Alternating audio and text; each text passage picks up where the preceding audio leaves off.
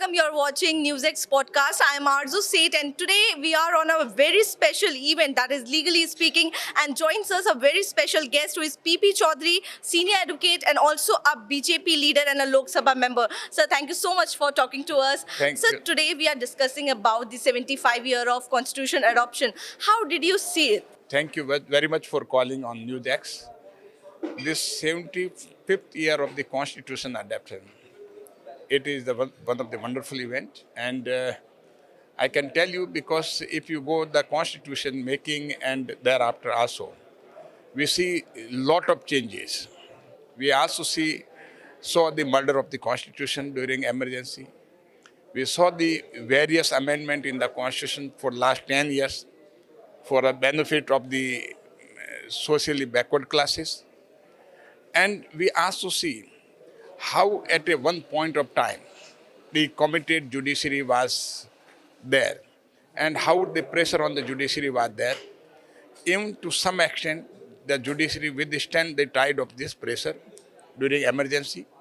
And we also saw how for last 10 years the judiciary is so independent that no interference is there with the functioning of the judiciary. And so many other issues for last 75 years have happened, and even the basic structure of the Constitution were changed. So the development of the Constitution, the committed judiciary, all these things we have seen for last 10 years and for last 75 years. So also we want to talk about the BJP won the Rajasthan elections. At what level the work is going, the development work is going on in the Rajasthan? What are the main issues that the BJP is focusing on? For last 1 year almost, we are completing 1 year in Rajasthan.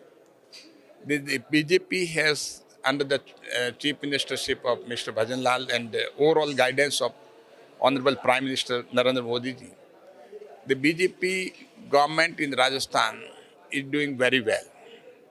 And so many achievements are there.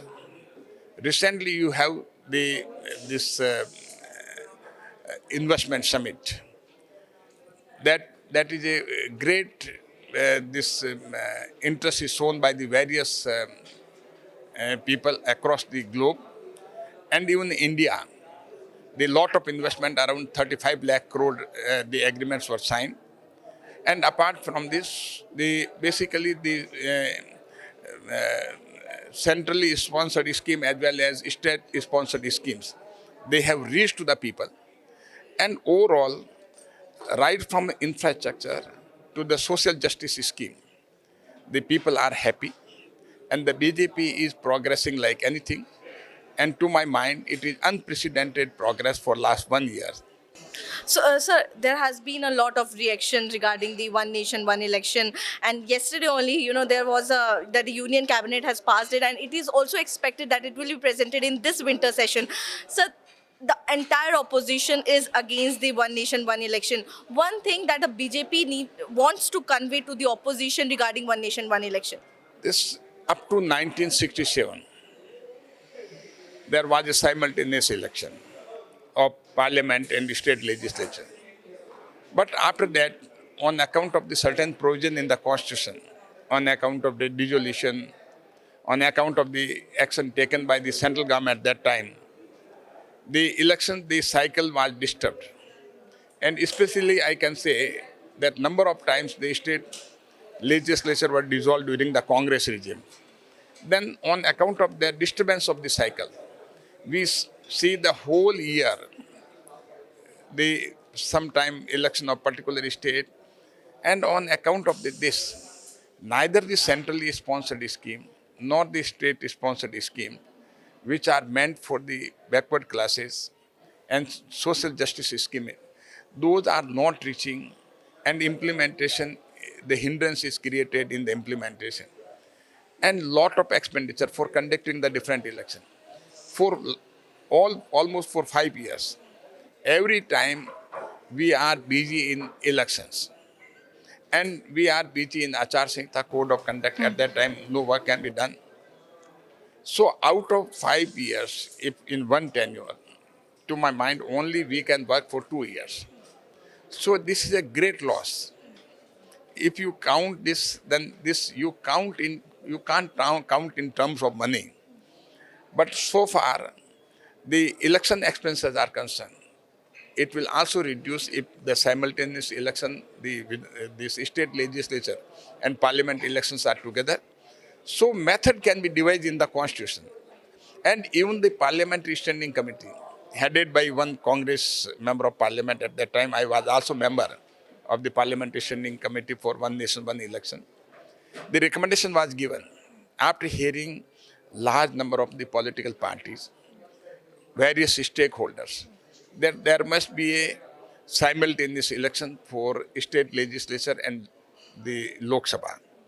So this recommendation is there. So that recommendation is based on, that recommendation was made in, I think, 2016. So that recommendation is based on, after hearing the various stakeholders.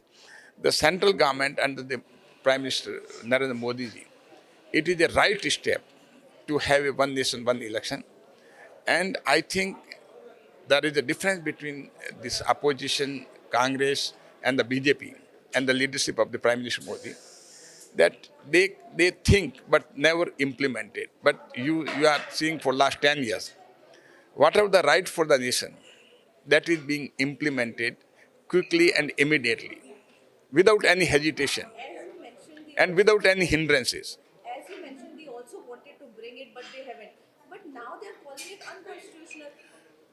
Because opposition always, if any right thing is being done, they are thinking the whole credit will go to Prime Minister Modi.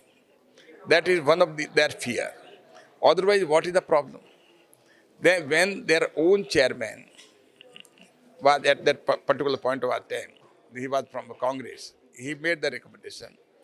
And even if they are in power, I think they will take the same decision and they will say it is right.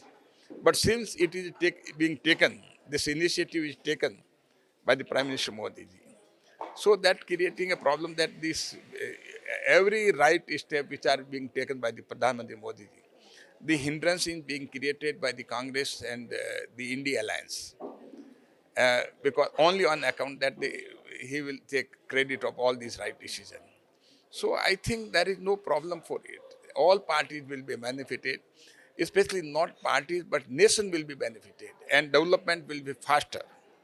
So that is a big advantage for one nation, one election. So as you also said, you were the part of the One Nation, One Election committee. So when we talk about the One Nation, One Election, the opposition is also raising that one government tenure will be completed, means in 2024, then other government tenure completes in 2025. So how this will be managed? Like how at one time the election will be conducted? That is very good question, but it can be managed. Suppose in some of the state legislature, the term is suppose expiring 6 months prior to the 2029. That term can be extended. Or if those legislature whose term is expiring after 6 months, those can also be clubbed together. So it is, to my mind, method can be devised. So after hearing all the stakeholders, it can be done. It can be done in two phases. In first phase, some states can be included, and in next phase, some more states can be included, or all the state legislature can come together. Okay. And this necessary constitutional amendment can be carried out and made. And I don't think there will be any problem. So if anything which is in the interest of nation, that can be done. Adjustment can be done. By way of constitutional amendment. The only thing you want to say, what is wrong in it first is, if there is no wrong, if you show that law is coming in force, it is for the parliament. Okay. The parliament is empowered to amend the constitution. The parliament to bring a legislature before this, on the basis of this, the method can be devised, and one nation, one election, this process can be started. Sir, thank you so much. So there you heard PP Chaudhary giving his insightful discussion about the One Nation, One Election and also about the 25-year of adoption of Constitution. So thank you so much for talking to us. For more such videos, subscribe to the NewsX YouTube channel, hit the bell icon.